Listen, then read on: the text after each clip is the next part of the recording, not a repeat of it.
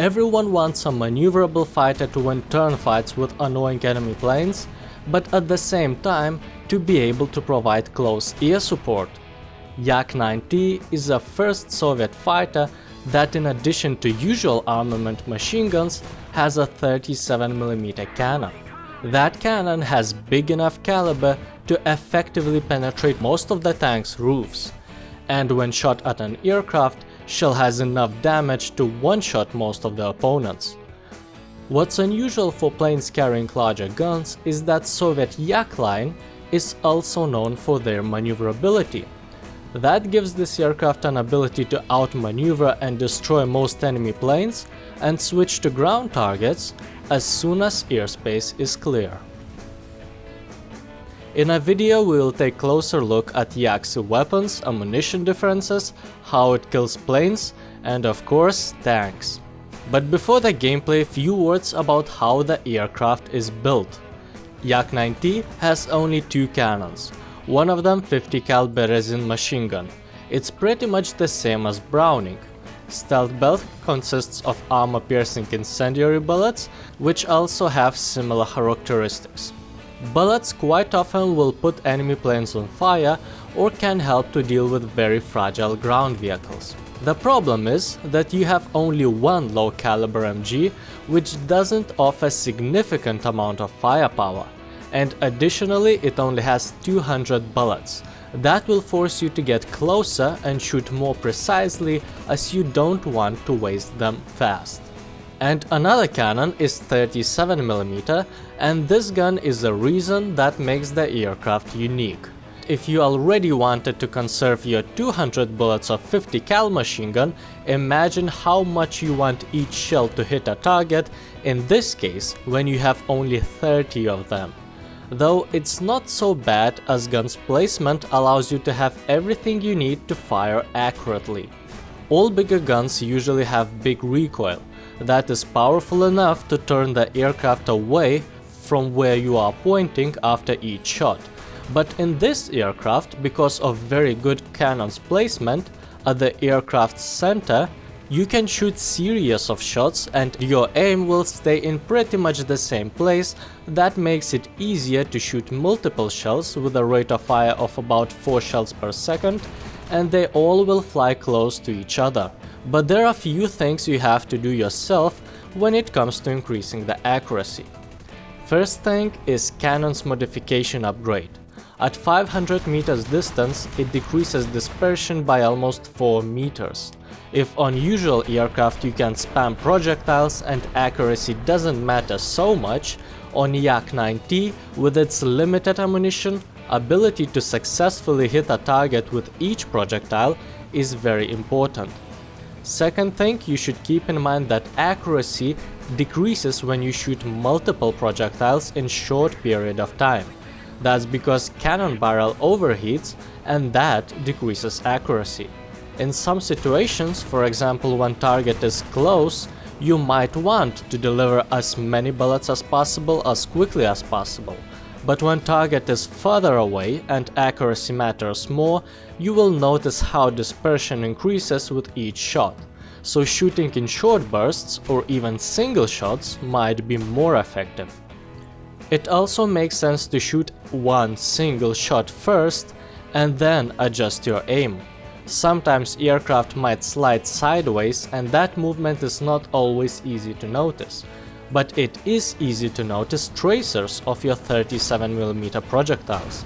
That is extremely helpful when you are destroying bigger planes from a distance. You can clearly see how to adjust your aim before sending more shells. What should you load into this gun? There are two ammunition types: high explosive fragmentation incendiary and armor piercing. In theory, a high explosive does more damage to planes, but hitting with such projectile once might not be enough for a bigger enemy to be destroyed, and most importantly, leaves you with only 150 cal to fight tanks. And you probably are interested in this plane because it can fight ground targets too. so taking armor piercing belt will be more beneficial, as you can penetrate up to 60 mm of armor, and when shooting air targets, 700 grams projectile will often do enough damage while traveling along the airplane to often one-shot lighter planes by breaking a wing or killing a pilot, or at least do a critical damage, after which your opponents will become uncontrollable and it's only a matter of time when it falls to the ground. Bigger planes will be a harder targets this way. Sometimes they may survive even few hits, but they are bigger and slower targets anyway, which makes it easier to hit them overall.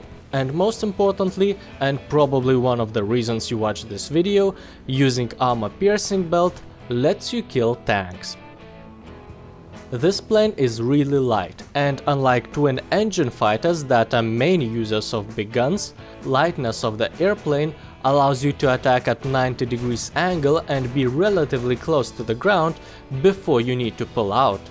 This way maximizing your penetration, and you have to do no adjustments for gravity. Though small damage is the biggest concern. And because your ammunition is limited to 30 shots, you cannot compensate small damage by firing more shells.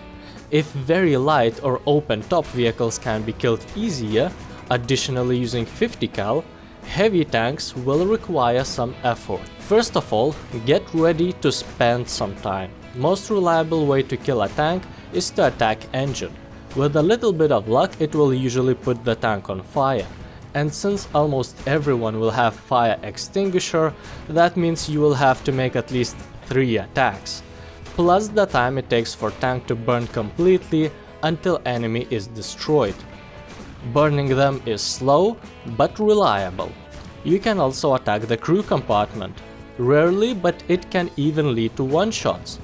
That's when ammunition detonates or when tank was already damaged before and you managed to knock out last crew members. But when tanks have full crew, you will usually need to kill all crew members one by one, and these attacks will take a lot of time as well. Especially that hurts when enemy tank starts capturing zone, because your damage will not be enough to kill opponent before he captures that zone. And even if you don't miss at all, how many tanks you can kill with only 30 shells? That firepower will not be enough to significantly impact situation on the ground. So in general, expect to have more assists than kills when you attack ground targets. These two cannons are everything the plane has to fight others. It's unable to take any secondary load, and it's one of the reasons why you will have maneuverability advantage over majority of your opponents. The only ones that could cause problems will be British Spitfires and Japanese Zeros, if they carry no load. And that's considering that you will rarely use flaps, as they are extending until landing position, which is way more than you might need in a turn fight, and once you accelerate to around 350 km per hour, they will be simply ripped off. Another bad thing is that war emergency power is also unavailable when you need that additional thrust to gain some height or extra speed. But since in tank realistic battles almost everyone takes something that could destroy tanks, you will very rarely meet someone who couldn't be outmaneuvered. Though maneuverability doesn't guarantee kill. Because of your limited ammunition, you cannot start shooting from a long distance. So be prepared that you might need to spend some time maneuvering until you can confidently sit on their 6. And even then, it's difficult to hit a fighter plane that is actively avoiding your fire. Very often, both you and your opponent will lose all energy in a turn fight, and your shells will be able to hit a target reliably only when both of you lost all the speed and altitude. Who would have thought, but a long fight has a very big disadvantage. It takes time, and there are a lot of things that could happen during that time. The most common situation, while you are rotating in the air, losing speed and fully focused on your target, another enemy fighter can easily take you down. If you realize that you are about to fight few enemy fighters alone, That would make sense to attack most maneuverable plane head-on, since if you start a lengthy dogfight, you will become an easy target for another opponent, while your higher caliber armor-piercing projectiles can penetrate bulletproof glass, killing enemies' pilot instantly. And if you do that quickly, you have good chances to get few holes, but no critical damage. Or another situation when you are attacking a bomber. Despite they are quite slow and bigger targets that are easier to hit overall, they usually have gunners. And these guys are pretty decent against someone who needs to fly very close to land precise shots. So in general, even having advantage in maneuverability may not help if you don't have enough firepower. I would rate the effectiveness of Yak-9T 6 no ammo out of 10. Despite being jack of all trades, it's really limited in dealing damage. And even if high caliber shells are able to deliver that damage, 30 shots is not enough to make significant impact on battlefield. Sometimes simply sending a cloud of bullets from heavier aircraft gets the things done easier than a delicate aircraft that focuses on accuracy and maneuvering, and results only show up after a long fight. But the game is about fun, and even if there are other planes that are better suited to deal with targets, Yak-9T rewards players with a very satisfying kills.